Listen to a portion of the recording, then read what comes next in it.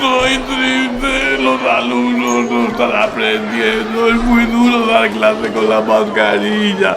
Hay muchos profesores que no hacen su trabajo y ponen vídeos para nada. Y además, los alumnos, hay muchos que se vienen abajo y no trabajan. Y también los vomitadores que siguen siéndolos. Esto es muy duro. No pasa nada, a pesar de que todo eso que dices es cierto, todavía hay esperanza. ¿Verdad? Vamos a salir de esto. ¿Sí? Y vamos a salir a No me través digas. de la música. ¿Sí? ¡Claro que sí! ¡Fiesta! ¡Venga! ¡Vale! ¡Fiesta! Primer vídeo de la serie de inducción y recursividad. De acuerdo, que al menos serán 3 vídeos.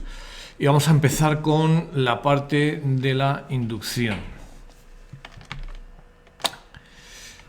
Vamos allá. La recursividad es muy importante en el pensamiento algorítmico. En general, la recursión se define como una técnica general de resolución de problemas que consiste en descomponer un problema en problemas más pequeños, pero que tienen que tener la misma estructura que el original. ¿De acuerdo? Cuando eso es así, entonces podemos aplicar la recursión. La filosofía opuesta es la iteración donde se resuelve un problema aplicando procedimientos de solución repetidamente y que muchas veces no aprovechan la posible estructura interna del problema. La recursión aparece en otros muchos campos, aparte de la algorítmica. Por ejemplo, en la estructura de datos, muchas estructuras de datos son de carácter recursivo, como pueden ser, por ejemplo, pues los árboles balanceados, sin ir más lejos, que tanto se usan en computación. Sin embargo, la recursión es algo más abstracto, de acuerdo, que las aplicaciones que encontramos en la computación. Se refiere a objetos que tienen una estructura autorreferencial. Esto es, son objetos que tienen una estructura compuestas por esas mismas estructuras, pero a escala menor. Hay una parte del tema que vamos a ver donde se habla de conjuntos definidos recursivamente, y ahí vamos a ver eso más en profundidad. Por otra parte, la recursión es una manera de resolver problemas, como he dicho antes. Primero detectamos esa estructura recursiva en el problema y luego explotamos ese hecho para resolver ese problema de manera eficiente y elegante. Aquí tenemos, por ejemplo, la búsqueda binaria. Cuando tenemos una matriz que está ordenada, si queremos ver si un elemento X está en esa matriz ordenada, hacerlo linealmente pues no es muy eficiente, porque toda la información del orden de la matriz pues la estamos perdiendo. Entonces, este algoritmo lo que hace es lo siguiente: coge y se va al elemento medio, al que tiene índice n medios, si n es el tamaño de la matriz, y compara la x que me están pidiendo que busque con el valor de ese punto medio. Si es menor, entonces sé que va a estar en la mitad inferior, pero si es mayor, sé que va a estar en la mitad superior. Si es menor, puedo descartar la mitad superior y viceversa. Si x es mayor que el punto medio, puedo descartar la mitad inferior. Y esto me permite, de manera recursiva, decir ahora, bueno, voy a llamar de nuevo a mi subrutina, a mi programa, a mi algoritmo, pero solamente en la mitad donde sé que está la x, ¿vale? Y esto es lo que aparece aquí. Aquí en primer lugar, vamos a poner los típicos rectangulitos.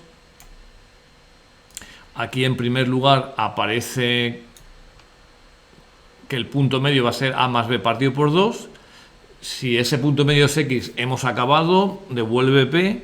Y si no, si x está por debajo de m, entonces, perdón, si x está por debajo de m de p, entonces busca la mitad inferior.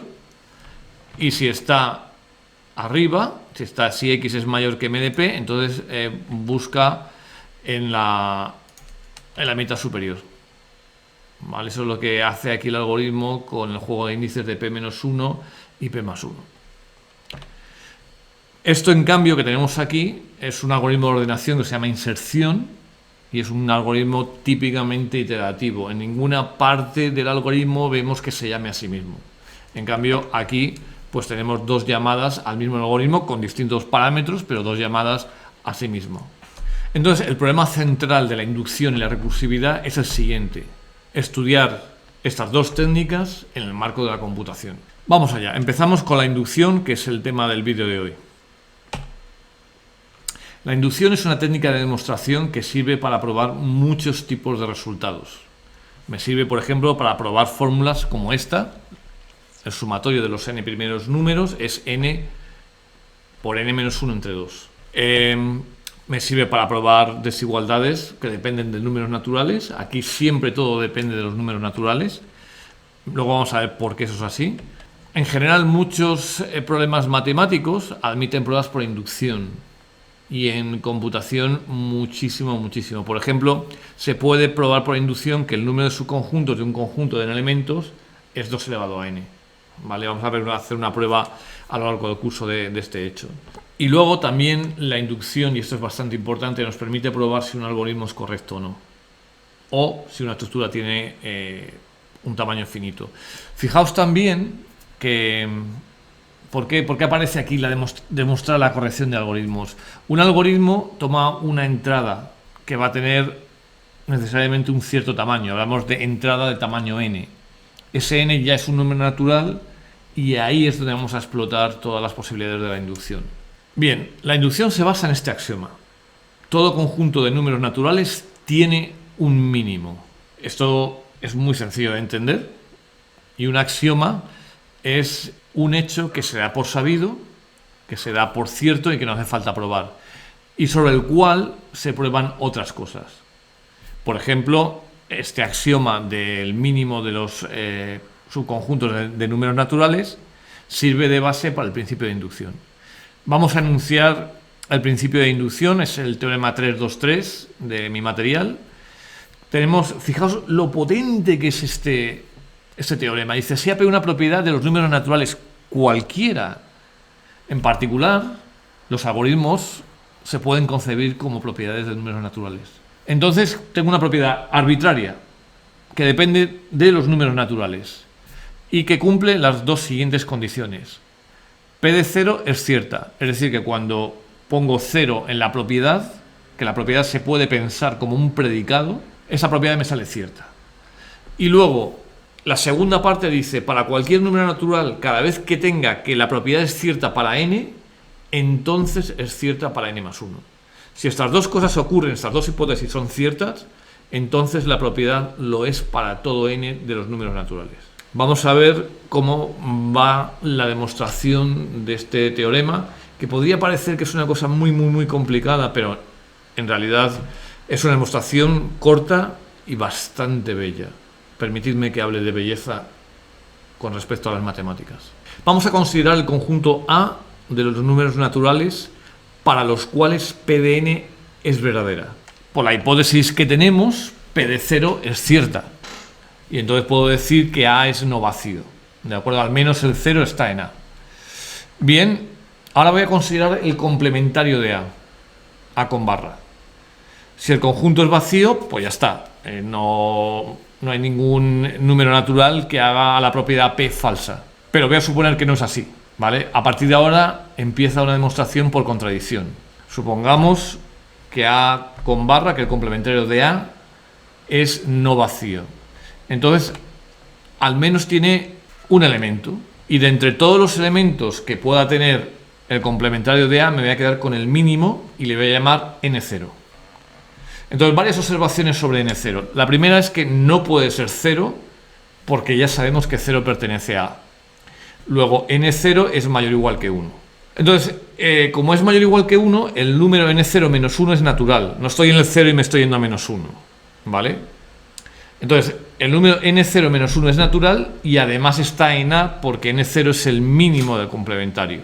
Le aplico la hipótesis 2 a N0 menos 1 y entonces me sale que P de N0 es cierta. Entonces, eso contradice el hecho de que N0 está en el complementario de A. Lo que acabo de probar es que N0 está en A. y no puedes traer los dos a la vez. Y aquí termina la prueba por inducción. Bien, en el teorema anterior, si P de 0 no es cierta, pero lo es algún valor superior a 0, digamos n0, la pregunta es válido el teorema todavía? Bueno, la respuesta es que sí, porque en realidad, si miro la prueba de ese teorema, si 0 no es de A, lo que tengo que hacer, o sea, la prueba sería... Si 0 no pertenece a A, pero pertenece a otro número distinto, esta demostración se puede reescribir con ese número distinto de 0.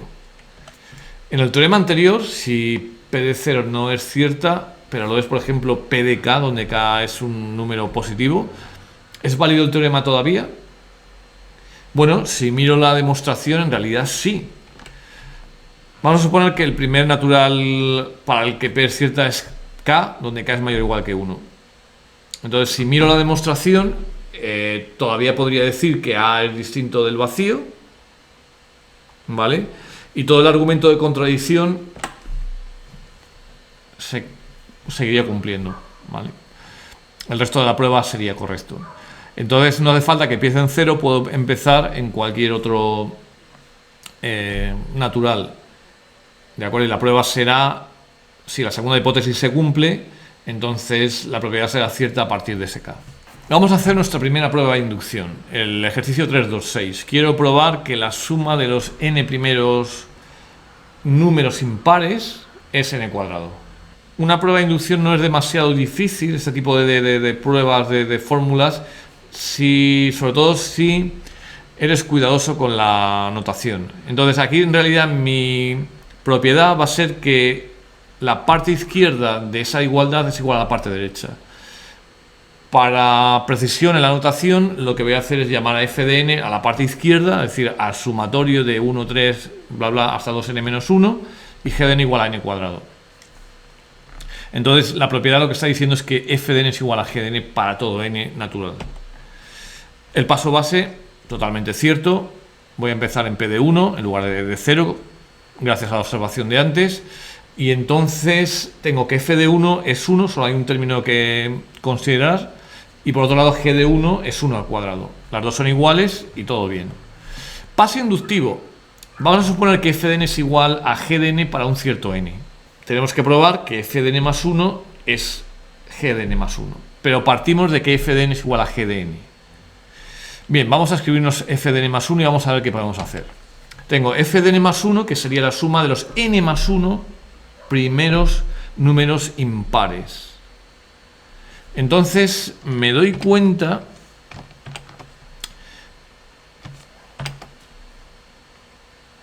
vamos a poner esto menos, aún menos. Me doy cuenta que aquí este trozo de aquí en realidad es f de n, ¿vale? Y entonces escribiría f de n más 2n más 1. Este 2n más 1 sale de efectuar el resto el otro término que queda. Vamos a aplicar la hipótesis de inducción a f de n y en lugar de f de n vamos a escribir g de n. Y entonces aquí quedaría f de n más 1 es n cuadrado más 2n más 1, que casualmente es el cuadrado de n más 1. Y con esto habríamos terminado la prueba. Escribimos una última línea para avisar al lector de que hemos terminado la prueba. Y aquí está la prueba tan campante. Siguiente. Sé que eso está costando un poco esto, por lo que he visto en clase. Y bueno, he introducido el ejercicio 327 para reforzar esto. Aquí tenemos también la prueba de una fórmula. X es un número real, X es distinto de 1 porque aquí hay una fórmula que dice X menos 1 en un denominador. Y entonces tengo que probar la siguiente fórmula. Vale, como antes, f de n va a ser la suma de los n primeras potencias de x, y g de n va a ser x elevado a n más 1 menos 1 partido por x menos 1. Y nos están pidiendo que probemos que f de n es igual a g de n. Vamos al paso base.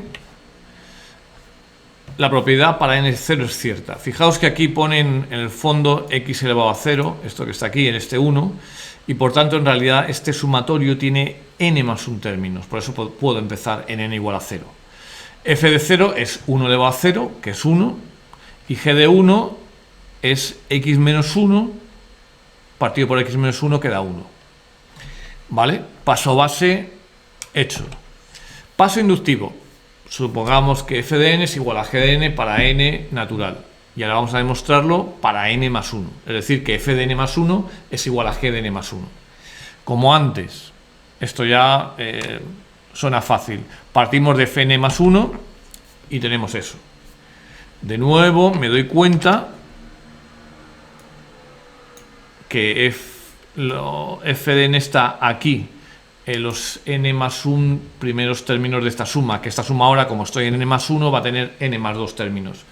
Aplico la hipótesis de inducción y entonces pongo aquí f de n y ahora esto es igual a g de n. Lo que no sé es si esto de aquí va a ser g de n más 1, pero tengo que hacer las cuentas. Entonces aquí pondría f de n, que es x elevado a n más 1 menos 1, partido por x menos 1.